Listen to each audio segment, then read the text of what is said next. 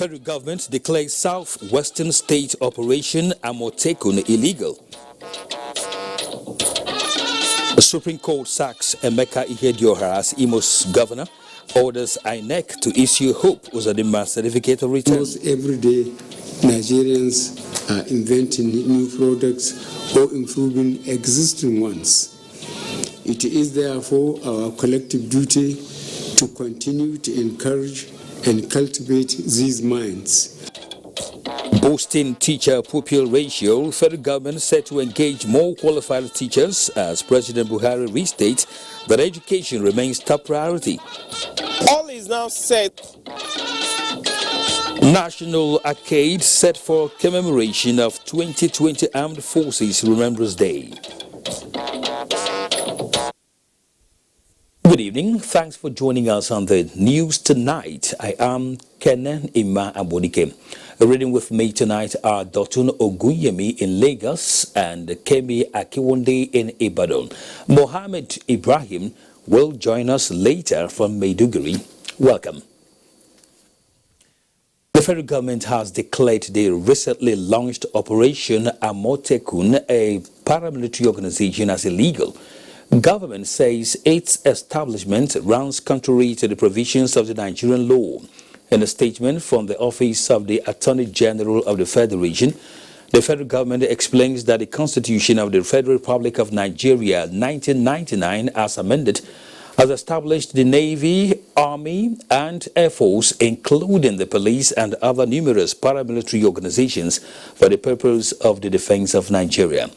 It says no state government, whether singly or in a group, has the legal right and competence to establish any form of organization or agency for the defense of Nigeria or any of its constituent parts. This, the statement adds, is sanctioned by the provision of Item 45 of the second schedule of the Constitution of the Federal Republic of Nigeria as amended, authorizing the police and other federal government security services established by law to maintain law and order. The Attorney General of the Federation further explains that no other authority at the state level, whether the executive or legislature, has the legal authority over the things. Government says the law will take its natural course in relation to exercises associated with organization, administration, and participation in Amotekun or continuous association with it as an association. The Office of the Attorney General says it was not consulted on the matter, and if it had, proper information and guidance would have been offered to ensure that Nigerians' defense and corporate entity are preserved. Now, the Supreme Court on Tuesday upturned the election of PDP's Emeka Ihedioha as the governor of Imo State. In this place, the Apex Court directed that Hope Uzodimma of the APC be sworn in as the duly elected governor. Femi Okewo reports. In the judgment delivered by Justice Kudirat Kekereekun, the Apex Court, which had a panel of 7 justices led by the Chief Justice of Nigeria, ordered the Independent National Electoral Commission to withdraw immediately the certificate of return issued to Emeka Ihedioha and issue a fresh one to the candidate of APC, Hope Uzodimma, on the grounds that he won majority of lawful votes cast at the governorship election in March last year. The Supreme Court, in a unanimous judgment, agreed that the results of 388 polling units, which went in favor of Hope Uzodimma, were unlawfully excluded during the final collation of the governorship election in Imo State. Subsequently, Justice Kudirat Kekereekun voided and set aside the declaration of Emeka Ihedioha as the winner of the 2019 governorship election in Imo State. The Apex Court of the land, in its wisdom, in a full panel of 7 justices, has corrected the error of the 2 lower courts. On the streets of Owerri, the ordinary thinking would be that the person who was fourth in the election is now returned. Can you give us a technical explanation to that? If our results had been compiled, collated at the time they did the original collation, would have been number 1. That is what the case has been all about. Chief Onyechi Upiazu, representing Chief Emeka Ihedioha, declined comments. a volume of appeals that were considered in the Imo State governorship election, 3 in all, the Supreme Court could not go into the judgment of the Sokoto State election petition against the governorship election of Governor Tambuwal, even though arguments have been taken in that matter. That has now been reserved for Monday, the 20th of January. From the Supreme Court, Femi Okeowo, NTA News. In the meantime, the All Progressives Congress has commended the Supreme Court's declaration of Senator Hope Uzodinma as the rightful winner of the 2019 Imo State governorship election. The party, in a statement, salutes Senator Hope Uzodinma supporters and members of APC for their temperance displayed in the aftermath of the Imo governorship election, expressing confidence that other allegedly stolen electoral mandates will be restored by the court.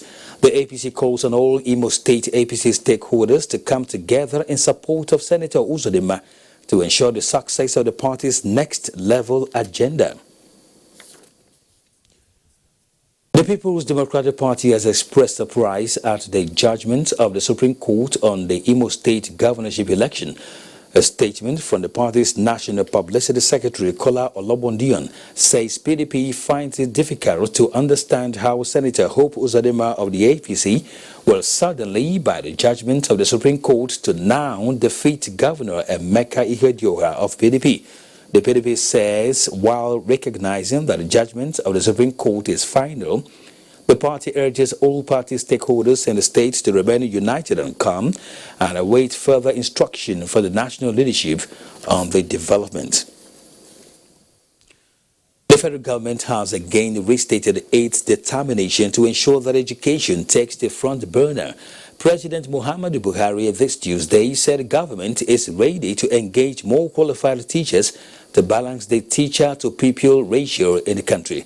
The president revealed this while in audience with members of the Nigerian Union of Teachers. State House correspondent Jide Onifade reports.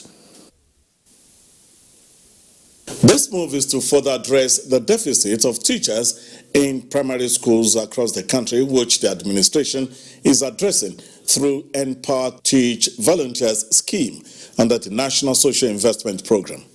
President Muhammadu Buhari says by the program, government aims to enhance the quality of students moving to secondary schools, and the president calls for support of the program and to encourage as many qualified and willing graduates to enroll in the teaching profession. Almost every day, Nigerians are inventing new products or improving existing ones. It is therefore our collective duty to continue to encourage and cultivate these minds by increasing the resources available for research and development and improving their work environment. The president notes that teachers are the architects shaping the minds of young Nigerians who are making waves in the country and around the globe. Here was identify with your numerous groundbreaking strides. Leader of the delegation, Mohammed Idris, appeals for presidential assent to bill on teachers' retirement age and the teachers' special salary structure, among others. The ugly trend has gone so bad that the situation where some primary schools in the country have only a teacher. This anomaly must be checked and corrected if our schools are to be worth the assault. And also, sir, I would like to, in your presence, thank them very much for the support they have extended to my ministry for the professionalizing of the profession. And the deadline was on 31st December. And at the end of the month, we will start enforcement. In the State House, Jide Onifade, NJ News. Let's now turn to the legislature, where the House of Representatives says the planned upward review of electricity tariff should be put on hold. This was during a stakeholders meeting convened by the House Committee on Power. National Assembly correspondent Lami Ali reports. The meeting was to address developments in the power sector, the recent of which is the proposed increase of electricity tariff by electricity distribution companies in Nigeria to take effect from April 2020. The House Committee on Power expressed disappointment over what it calls several unresolved issues in the power sector, such as estimated billing and inadequate prepaid meters for customers, insisting that there has to be uniformity with respect to rates charged Nigerians by the discos. Nigerians are complaining now that they are complaining about the minor review. And I'm equally complaining because I know that I pay expected billing. And every day I receive an average of 50 petitions on the discourse in my table. Officials from the Federal Ministry of Power and the Nigeria Electricity Regulatory Commission, during questioning, could not provide answers on where specifically it was stated in the Power Sector Reform Act that electricity tariff be periodically reviewed. The major review is being handled by Nigeria Electricity Regulatory Commission, which is an agency under the ministry. As it is now, the government told us that by April, it wants to commence a process of gradually reducing the support it is giving. And we have to tighten our belt and start paying more. The committee pointed out that the National Assembly has passed a bill criminalizing estimated billing and is awaiting presidential assent, adding that any review should be suspended until the bill becomes law. From the National Assembly, Lami Ali, NTA News. Governors of Nasarawa and Benue states have met in Lafia to review security situation around their boundary communities towards strengthening existing peace. Aliyu Tijani Mohammed reports. A meeting in Lafia had in attendance traditional rulers and heads of security agencies. Among issues is the anti-grazing law of Benue State. There are certain things that after you have reached a level of peace, you can relax it a little. We can still look at it, but give us time to speak to our people and convince them before we can talk to the governor. Meanwhile, traditional rulers in Nasarawa State say efforts will be intensified to sustain farmer-herder relationship in the state. This is coming from the Emir of Lafia, Justice Sidi Baige I, and the Osu Ajiri, Halilu Bala Usman. Where there are damages and what have you, we bring the two and see how compensation will be given. They discourage the use of children for grazing. In Lafia, Aliyu Tijani Mohammed, NTA News. Now, arrangements have been concluded for the 2020 Armed Forces Remembrance Day celebration. Doyin Dia, who was at the Eagle Square venue of the annual event, now reports. Now set for the 2020 Armed Forces Remembrance Day, which is an occasion meant to recognize the selfless efforts of members of the Nigerian Armed Forces, especially the fallen heroes who paid the supreme price with their lives, as part of measures to ensure security of dignitaries that will be attending this event. Some roads leading to the Eagle Square has already been cordoned off. Of course, there will be a joint patrol of the Nigerian Police Force and the Armed Forces, all to ensure that there is each-free celebration. Some of the activities expected here tomorrow will also include the laying of wreath by Mr. President, top government functionaries, and some family members of the fallen heroes. We will also have the 21-gun salute to recognize the gallantry and bravery of these fallen heroes. You will recall that President Muhammadu Buhari sometimes last year launched the emblem as part of measures to raise funds for the families of the fallen heroes, and all of these are put together to ensure that the sacrifices of members of the Nigerian Armed Forces who are working tirelessly to ensure the territorial integrity of the nation as well as unity and progress of the nation does not go unnoticed. The Nigerian Television Authority will be broadcasting the event live and members of the outside broadcast are on standby, ready to take off. In Abuja, Doing DR, NTA News. Up ahead, a seamless e-governance in view for Nigeria. That will be after this commercial break.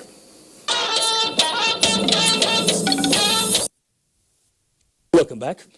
Nigeria is near a seamless transition to complete e-governance towards a better service delivery. Secretary to the Government of the Federation, Boss Mustafa, said this when he received the Managing Director, Galaxy Backbone Limited, Professor Muhammad Abubakar, in his office. Adebola Bruskele Sunday was also there. In most developed countries of the world, service delivery is mostly done online, and the internet is the vehicle to run the system. In Nigeria, Galaxy Backbone is responsible for the provision of internet access to all ministries, departments, and agencies for their service delivery. The managing director, Professor Muhammad Abubakar, is at the office of the Secretary to the Government of the Federation to rub minds with the board chairman, Boss Mustafa. It was a closed-door meeting.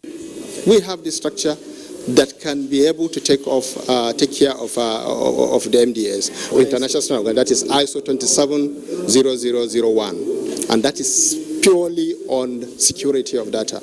So we have that certification. For Boss Mustafa, federal government is going paperless. We've procured some hand devices that was provided by Galaxy. They will be uploading our council papers, memos. So wherever a minister is, he will be able to go through his memos, prepare his council notes, and come and make his presentation. That way we cut out the use of papers that becomes a problem after council. Where do you store them? Our offices are filled with papers, but meant for the good of the country, and people should know what the government is doing. But I can assure you that it will be a well-secured process. The SGF also assured Nigerians of a speedy completion of the Galaxy Backbone corporate headquarters in Abuja. Adebola Brooksland Sunday, NTA News.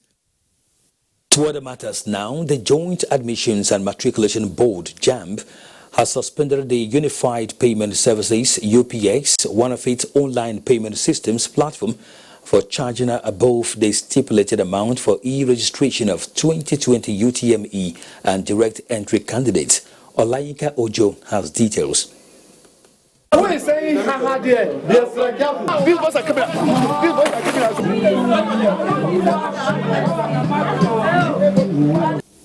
The situation at one of the UTME online registration center at Buari, where vendors of one of the online payment platforms were apprehended for allegedly charging candidates above the stipulated amount of 4,000 naira. They collected 4,500 from me this morning. This man came to us and said we should come outside to pay 4,500 for the registration. I create email for you. Sometimes you tell me sometimes the candidate will tell me he wants to verify some things to check the school that have been accredited and the rest. So for me to do those ones, apart from the 4,000 naira, charges must be added to it, because if I finish, I print out something under that platform. Of the actual amount, 3,000 naira is meant for e-registration, out of which the sum of 210 naira is paid as commission to the online platforms per candidate, and the remaining 500 naira is for the reading materials. The essence of the sacrifice that we fulfilled out of our 3,500 naira was to ensure that no candidate is exploited. Selling anything outside the prescribed price is unlawful, is unacceptable, and because of that, as we speak now, Unified Payment System has been suspended, and whatever deposit that they've given with JAMB will be confiscated. Aside suspending airing online payment platforms, JAMB wants prospective candidates not to patronize tutorial centers for the purchase of e-PIN for registration, as any candidate that does so is at the risk of disqualification from sitting for the 2020 UTME. Olayinka Ojo, NTA News. Talking politics, thousands of People's Democratic Party, PDP, and African Democratic Congress, ADC members in Ogun State have decamped to the All Progressives Congress. The decampees, led by a former Deputy Governor Salmot Badru and ADC governorship candidate Prince Boyega Isiaka, were received by the Ogun State Governor Prince Dapo Abiodun at a rally in Abeokuta. Lukman Adevesho's report is here presented. All through his campaign in the build-up to the 2019 gubernatorial election, which led to his emergence as the governor of Ogun State, Prince Dapo Abiodun has left no one in doubt of his desire to run an all-inclusive government where various interests in the state are accommodated.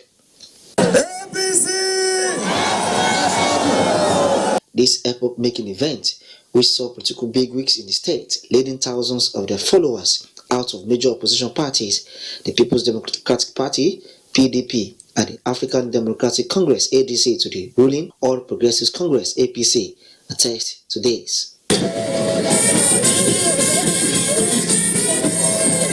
Prominent among the decampees into the APC are former Deputy Governor Alhaja Salimat Badru, the gubernatorial candidate of the Action Democratic Congress of Nigeria, ADC, their last governorship election, Prince Boyega Isiaka, two-term member of the House of Reps, Apostle Dave Sanako, a former chairman of PDP, Chief Jojo Fadairo, and Chief Mrs. Iyabode Apapa. As a party, the Progressives, we in Believe Movement, we have in the past years engendered the issue of social welfareism, which is what the governor has done so very well. The move, which follows an alliance earlier formed with the APC in the 2019 general elections to ensure the victory of President Abiodun in the poll, was to further key into the building our future together agenda of the current administration. So all those that have just joined us today, with those of us that have been here before, we are now joining hands to build the future of Ogun State together. I don't want to hear of any discrimination between those that joined us today and those of us that have been here before today. We are all one and the same. The caretaker committee chairman of the ruling APC, Yemi Shanu, says coming on board of the campaigns is an indication that APC is a party to reckon with.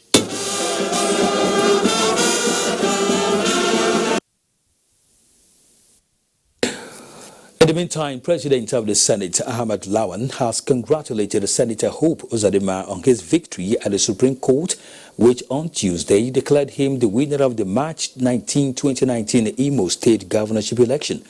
A statement by the special advisor on media to the President of the Senate, Ola Awoniyi, says Senator Lawan also congratulated the All Progressives Congress, APC, in the state for peacefully retrieving its mandate through the constitutionally stipulated judicial process.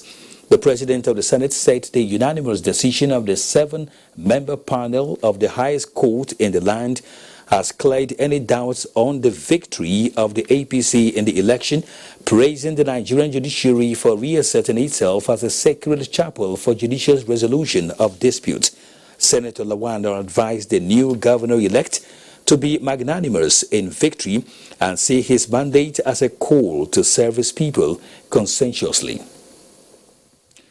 The Minister of Humanitarian Affairs, Disaster Management and Social Development, Hajia Sadiya Umar Farouk, says the federal government is open to partnership and collaborations in the areas of humanitarian affairs, disaster management and social development with agencies and government. The minister was speaking in a meeting with the ambassador of the United Arab Emirates to Nigeria, His Excellency Fahad Obayed at Tafak in Abuja. She emphasized 3 specific components: humanitarian intervention, disaster management, as well as social development as areas the ministry required technical support to actualize its mandate. The minister added that support is also needed in the area of empowerment of displaced and vulnerable population in the society. She commended the UAE Embassy for supporting the government of Nigeria in humanitarian issues and look forward to more collaboration in the years ahead. The ambassador disclosed that the UAE Embassy has executed several programs that impacted more than 22,000 lives in Nigeria and is willing to do more. Now, addressing challenges confronting survivors of spinal cord injury takes the center stage at a one-day meeting of members of Spinal Cord Injury Society of Nigeria in Kano. Yahanasu Hassan Barau reports that the members identified lack of awareness and financial support as major challenges. Available statistics from the World Health Organization reveal that 46% of spinal cord injury were as a result of motor accidents, while 19% occurs as a result of violence or sports injuries. 11th November 2009 still remains fresh in the mind of one of the victims, Abdurrahman Uba, who is now managing his condition. Along the process, not more than a year, my wife left. So she's sick for divorce in a court. She wanted to go. She left. My daughter left. I was left alone. So I have to be strong. I immediately returned to school. To help the victims overcome these challenges by learning new skills, modify lifestyle and achieve the best outcome and optimize patients' abilities as well as independence was what brought representatives of the association to profile better ways of tackling the devastating effects of the injury. Spinal cord injury is a very difficult situation. So we decided to form this forum in order to help the less privileged and to help our own self. Though many of them see the challenge as the end of life, Abdurrahman, who at first lost all his limbs, is now back to life as he can take care of himself independently and even drive to far distance without any assistance. In Kano, Yahana Sasambaro, NTA News. President Muhammad Buhari felicitates with the paramount ruler of Okorialeme in Rivers State, His Royal Highness Apollos II, the Ebere Emere Okorialeme, on the occasion of his 50th birthday anniversary tomorrow, January 15, 2020. In a letter to the paramount ruler, the President sends his heartfelt congratulations to the King and rejoices with the royal family, Okorialeme Kingdom, and the people of Rivers State for the ruler's life of achievement, particularly in the service to his people and community development. President Buhari praised God's protection and prosperity for the kingdom and people of Okorialeme under the leadership of His Royal Highness Apollos II. He also wishes him long life and continued good health. We now join Dotun in Lagos for details on deliberation of the Apapa gridlock.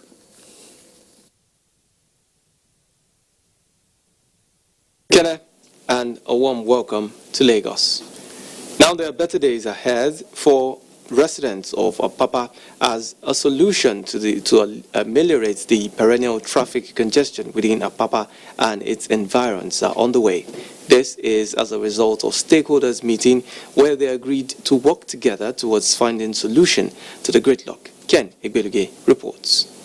Wasiu Oluwatoyin, Margaret Orakwesi and Frank Aigbogu all have business interests in Apapa. For years now, they have had to either abandon their offices or go through harrowing experiences on the Apapa gridlock daily. To them, any conversation that would provide lasting solution to the gridlock in Nigeria's busiest commercial corridor is a welcome development. I believe that we should do away with interfacing, maybe by regulators or by whatever, like the call-up they are talking about. Why can't we have electronic call-up system? I pray to God now, making the stakeholder meeting help us, making everything there okay. Not daunted by the challenge of the Apapa gridlock, the stakeholders meeting provided the intervention necessary towards addressing the perennial gridlock experience on the Apapa houses. The manual column is still there. The corridors for everybody to pass, they are still there. There are some, like Comrade said, that we are looking into. For the issue of demurrage, free rent period, all those things, those are issues being addressed by everybody and we'll get there. We hope to achieve a kind of rapprochement between the various stakeholders so that we know the best option for us to tackle this issue, this problem. Restore the use of the two transit truck terminals, one at Lilipon, the other one at Tinkan Second Gate. With a commitment by relevant stakeholders to change the narrative, business concerns and residents of Apapa will soon breathe a sigh of relief as the situation will improve in the weeks ahead. In Lagos, Ken Igbeluke, NTA News. You're still watching Network News. More reports from Kene in Abuja after this time out. Please stay tuned.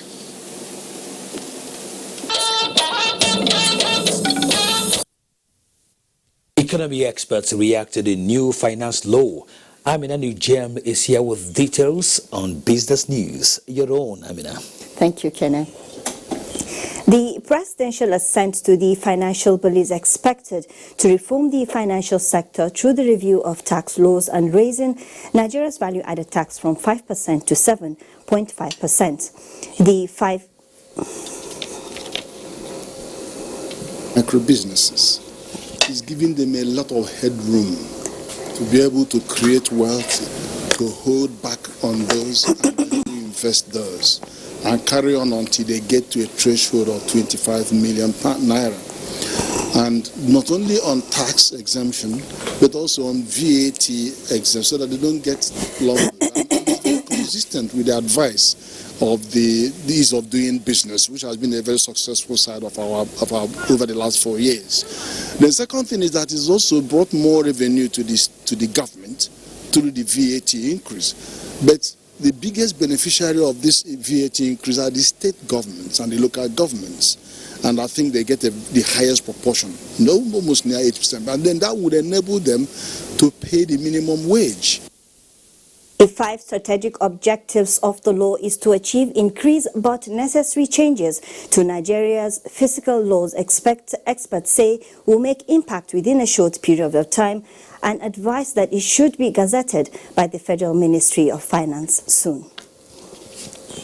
For the Nigerian equities market on Tuesday, it was the end of a bullish start as the bears returned. Investors lost 180.76 billion naira as the NSE OSHA index declined by 1.18% to close the trading session, dropping to 29,283.15 basis points. 666 million was the number of total shares traded on the floor of the Nigerian Stock Exchange, valued at 6.515 billion naira in 5,711 deals. Market capitalization stood at an impressive 15,106 trillion naira. Its year-to-date returns currently stands at plus 9.09%. Union Diagnostic and Clinical Services led the list of active stocks that recorded an impressive volume of spike, followed by Zenith Bank and UBA. And in absolute terms, on the gainers chart, Beta Glass PLC 9.67%, Food Oil 5.62%, and Flour Mill Nigeria PLC. On the flip side, Nigerian Brew PLC declined by 8%, MTN Nigeria lost 2.66%, while Dangote Cement depreciated by 1.16%. And Stock Market Report wraps up business news. Kene, back to you. Thank you, Ami. Now, Kemi is in Ibadan to bring us trending stories from that part of the country. Hello, Kemi.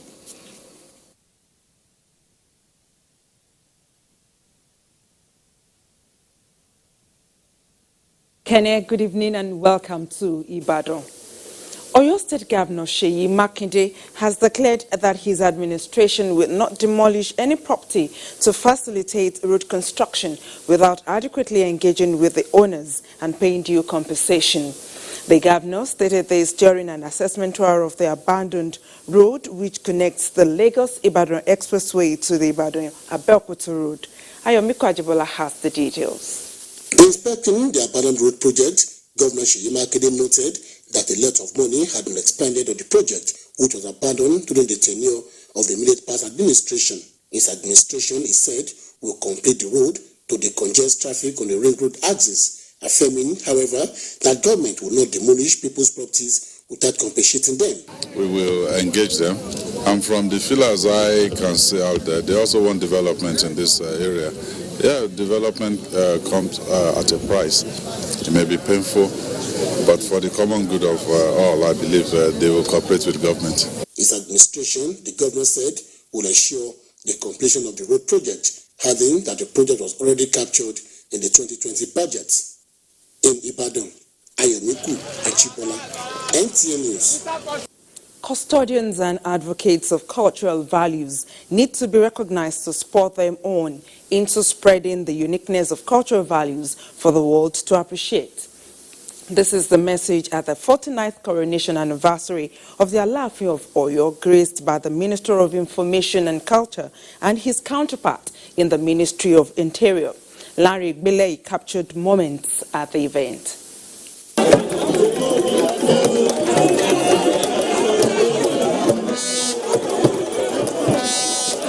49 years ago, one of the foremost Oba in Yoruba land, the Alaafin of Oyo, sat on the stool of his forebears.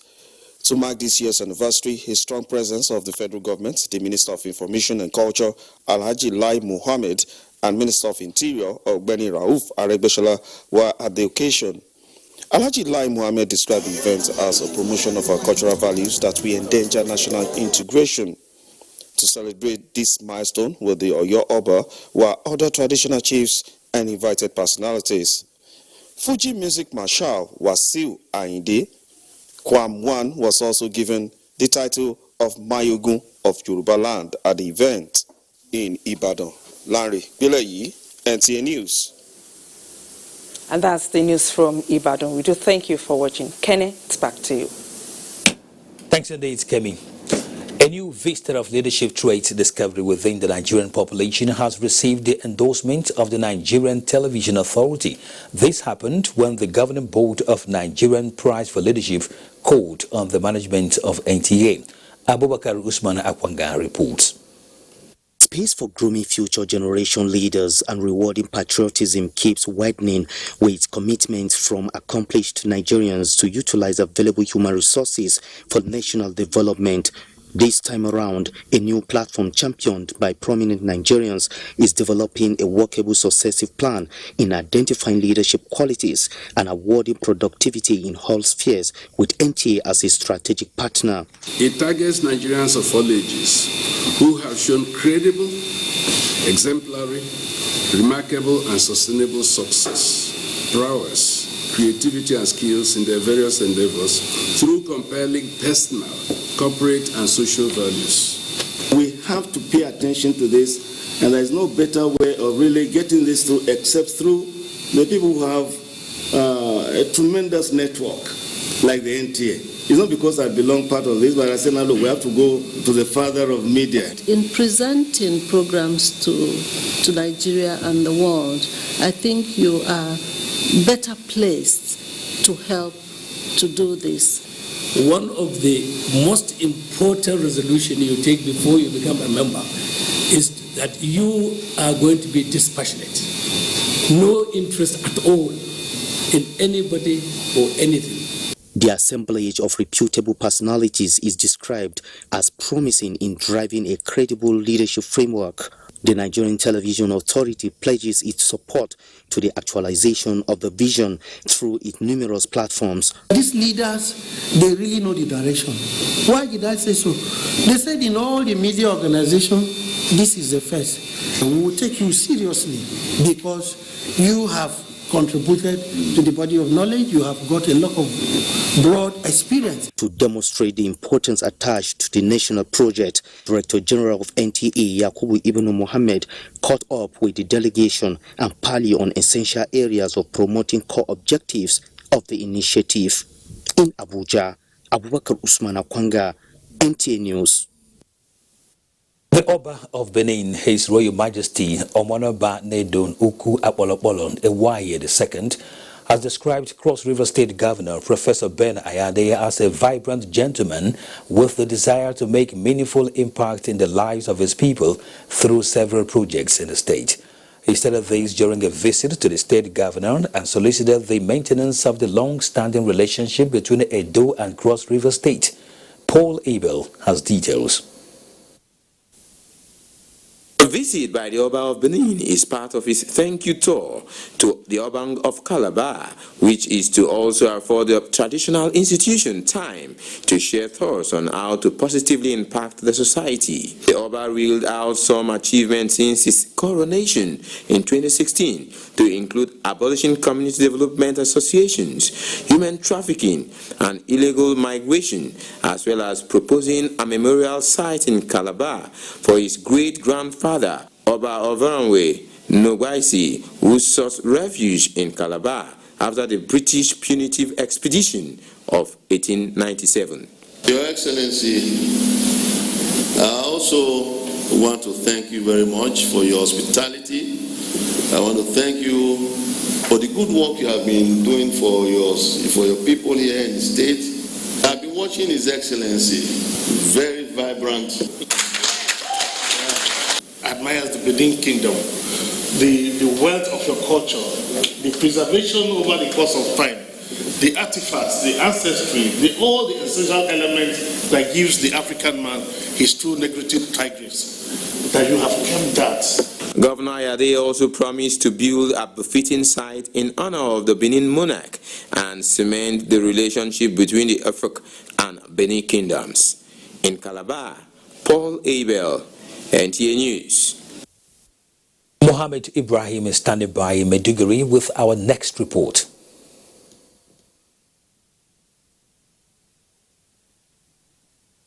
Thank you, Kene, and welcome viewers to Maiduguri. Borno State Government has launched a rapid response squad as part of efforts to address the security challenges in the state, with presentation of 70 vehicles to all the security formations in the squad. The governor, Professor Babagana Umar Zulum, had announced plans to close all internally displaced persons camps in Maiduguri State Capital and Jere local government within the year. Mohammed Goni reports. The Rapid Response Squad, comprising the military, police, Department of State Service, Civil Defense, as well as civilian jetty of hunters and vigilante, was formed to nip in the bud resurgence of terror activities in some parts of the state, including vulnerable areas along the major highways. The vehicles were presented to the security operatives. The representative of the Theatre Commander of Operation Lafia Dole, Major General Monde G. Ali, reassured the state government of the commitment of the Nigerian Army to rid the northeast of terrorism. Governor Babagana Umar stressed commitment of the state government to supporting the military and other security operatives to restore peace to the state, and further warned that government will not hesitate to punish anyone found to be supportive of the destructive elements or harboring same. I wish to assure the people of Borno State that this administration will do everything possible to stop further displacement without budget restrictions. The governor further announced that all IDP camps within the metropolis and Jere local government will be closed down this year, adding that the state government will construct additional 10,000 houses to resettle IDPs in their home communities, in addition to similar number of houses to be constructed by the federal government. Attorney General and Commissioner for Justice, Barrister Kakasho Lawan, said launching of the Rapid Response Squad is part of the effort to strengthen the security formation in line with policy thrust of the present administration. In Maiduguri, Mahmoud Goni, NTA News. Worried by the plight of physically challenged persons in Borno, the state government has distributed over 37 million naira as part of efforts to empower them become self-reliant. Those who benefited from the economic empowerment program were 1,037 physically challenged persons from across Borno State. Maimuna Garba reports.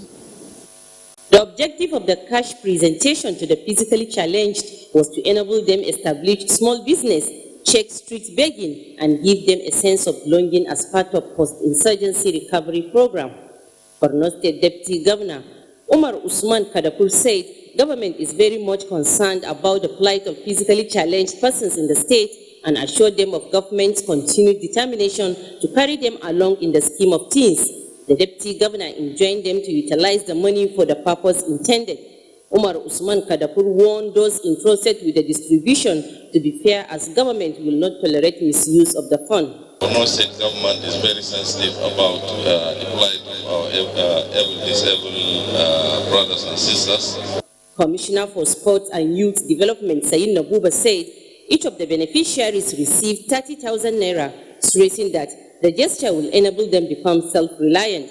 State Chairman of the Blind, Mai Bukar Abacha, who was full of gratitude to Governor Zulum for giving them a sense of belonging, appealed to government to consider them in the allocation of government houses. In Maiduguri, Maimuna Garba, NTA News. That's all for Maiduguri Contribution. Network News returns to Abuja. Welcome back. Sports and more after this break.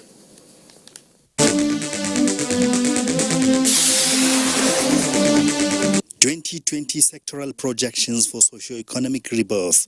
This is our focus on NTA Tuesday Live. Experts will have a robust analysis of developments in all sectors. Tuesday Live at 10:30 p.m. promises to be incisive and informative. Don't miss it.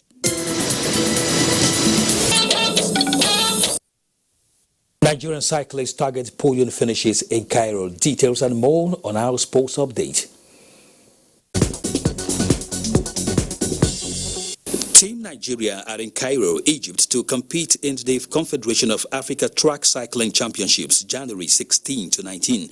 The team, made up of 10 cyclists, comprising 6 females and 4 males, departed Nigeria Tuesday from the Nnamdi Azikiwe International Airport, Abuja, aiming to win medals in 7 events.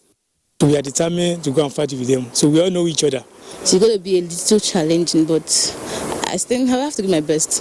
In line with federal government's Adopt initiative in sport, the Nigeria Tennis Federation is keying into facilities upgrade and construction of new courts at strategic locations to enhance the growth of the sport in the country. So we have found some people that are interested in adopting a tennis facility in Abuja and in Lagos. And once that happens, good improvement in the facilities. The Nigeria Professional Football League enters March Day 15, Wednesday, with 10 fixtures to be decided at different venues. Enyimba will look to beat Heartland in Aba, as Dakada FC hope to claim maximum points against Nasarawa-United in Uyo, while maintaining their top position on the table will be the target of Lobby Stars when they visit Rivers United in Port Harcourt. Sunshine Stars and Plateau United battle in Akure, while newly appointed coach Usman Abdallah plots his first victory with Wiki Tourist of Bauchi in the game against Adamawa United at the Pantami Stadium in Gombe. With sports update. President Muhammadu Buhari has condoled with the leader of the Tijaniya movement, Sheikh Dahiru Usman Bauchi, over the death of his wife, Aishatu Usman Bauchi. In a statement by the Senior Special Assistant to the President on Media and Publicity, Garba Shehu, President Buhari, with a heavy heart, described her as an exemplary woman and a devoted mother whose virtues should be a fountain of inspiration to all. The President, while expressing his sympathy to the family, prayed to God to forgive the soul of the deceased and grant her eternal bliss in paradise. That's Network News tonight. Thanks indeed for watching. My name is Kenan Ima Amotekun. Have a good night.